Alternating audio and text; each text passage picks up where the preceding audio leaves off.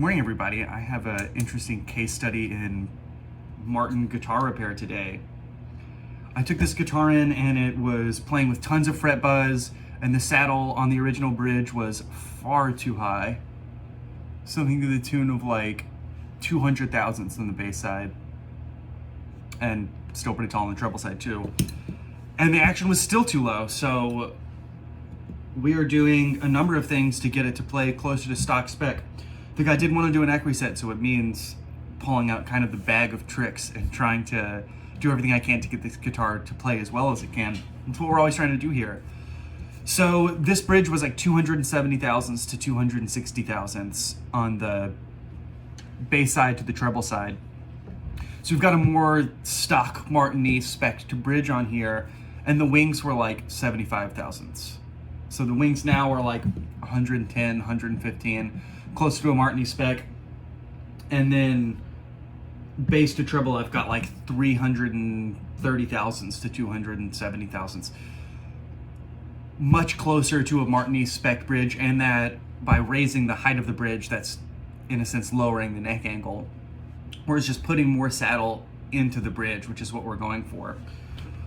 And the neck had almost no relief in it, so that was contributing to the buzz as well. And this is an 87, so it was right at the beginning of Martin using truss rods, which I'm using to my advantage by loosening the truss rod and then sanding the board flat, putting a lot of relief in the neck even without frets in it, and then sanding it flat. That's lowering my neck angle. And what I've got here is a straight edge with a dial caliper on it, dial indicator, that when I use it for when I'm setting necks to know exactly what my neck angle is to the thousandths. I'm projecting off of these two frets that I have in here after the board is dressed, so I'm imitating what the final product will be like. Well, then, but I can still take those two frets out and manipulate the board further if I need to. But in a dream world, I would have the neck angle reading it like just right flush with the treble side and about 60 thousandths below the bass side. And after dressing the board, I probably have in my notes written somewhere what the neck angle was, but we're trying to get the bridge from or the saddle from 2.5/8 to an eighth. So we're getting it lower. And yeah, like I said, in my dream world, I'd have a neck angle that was about 0 at the treble, 60 at the bass, and this is reading just right above 10 thousandths at the treble, and I think about 35 thousandths at the bass, 37 thousandths at the bass. So that's significantly closer to that neck angle that we're going for, getting that saddle that's about 100 thousandths to 120 thousandths, or about 1/8 of an inch all the way across. 1/8 of an inch is 120 thou. So we're getting significantly closer. I'm excited to get this guitar back to its original owner. It's going to play so much better with this lower neck angle, this lower saddle, new frets, and this new bridge that also, you can see this is 1/8 of an inch saddle slot, which is Gibson-y, not Martin-y. So we're putting in a 16th inch saddle slot that's going to be intonated. It's going to play, about 6/64ths to 4/64ths, whereas before it was like 4/64ths to 3/64ths. That action was really low. So we're going to get the action up a little bit, the saddle down as much as we possibly can. I think this is going to turn out great. He's going to be really happy with it, and that's always what we're trying to do here, is get a guitar back to you that is professional, really high-end quality repair. I take a lot of pride in my work and care about what I do, so it's always easy to do that and get someone back with an instrument that's paired with their ideal playability, tone, and keep the instrument with as much longevity as possible. Keep these old guitars playing for many years yet. So thanks. Hope that's a little bit interesting to you guys, and I'll tune back in and let you know how this turns out, what my final saddle specs are. Cheers. Hope everyone's having a great day. What is up, y'all? I'm getting ready to cut the saddle slot in this bridge that we got glued on last week. And at that point, I'll be able to reinstall the pickup and cut the saddle for it. Always put in bone saddles carved by hand and intonate them so the guitar plays perfectly in tune all the way up the neck. And then this thing will be ready for final setup. I'm excited to get it back to its original owner. I'll show you with a couple photos exactly what I've got going on when I cut this saddle slot. I've got this Stumac jig that is amazing and super accurate for cutting saddle slots, and I'm excited to get this thing finished up. Like I talked about last time, I was able to use that Stumec fixture as well to intonate the guitar, so now I know exactly where that saddle slot needs to be. Excited to get it routed in. I'm using my Bosch router here, pony router, with a accurately sized bit, and it's going to give us a great result. I'm excited to get this finished up. Talk to you guys soon. I'll show you what we got going on with a few photos as well. Cheers.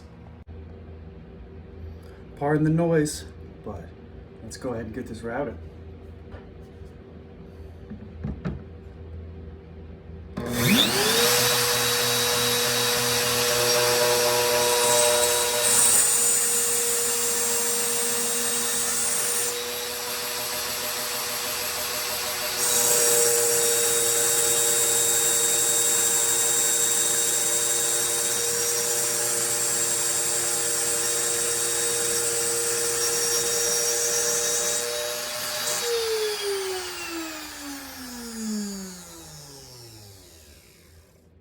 Looks like everything went well.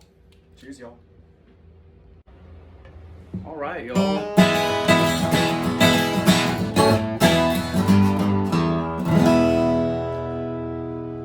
This one comes to a close. I've just finished this final setup on this fine Martin guitar. And as I expected, all my numbers turned out just about where I expected them to be. My saddle is right about 100 thousandths all the way across, just a hair under an 1/8 of an inch, which is right where I wanted, especially on an older guitar like this that's had a couple of different bridges on it. I guess this is its third bridge and a number of fret jobs. And that's really what I was going for. If you remember this original bridge that was on it, we had the issue of the very tall saddle that was 220 thousandths. We got it down by about 100 thousandths. And it is playing great. We have nice clean frets on it. It's playing up all the way up the neck. No fret buzz. It's got just great action on it between just shy of 6/64, going down to 4/64 from the bass to the treble. Nice low action at the nut. Playing real nice and greasy everywhere.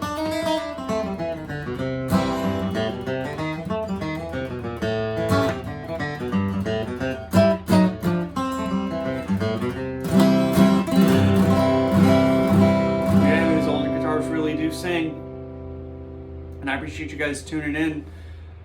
This new bridge solved a lot of our problems. It's back to its original spec like it would have come out of the factory with, and playing better than ever. I'm happy to get it back to its owner's hands and get these frets starting to wear out again and get it back to professional use. So thank y'all for tuning in with me, and I hope that you enjoyed some of the insight to what this process looked like on this specific restoration. So have a great day and enjoy a little bit of Jimmy Rogers music on the outtake.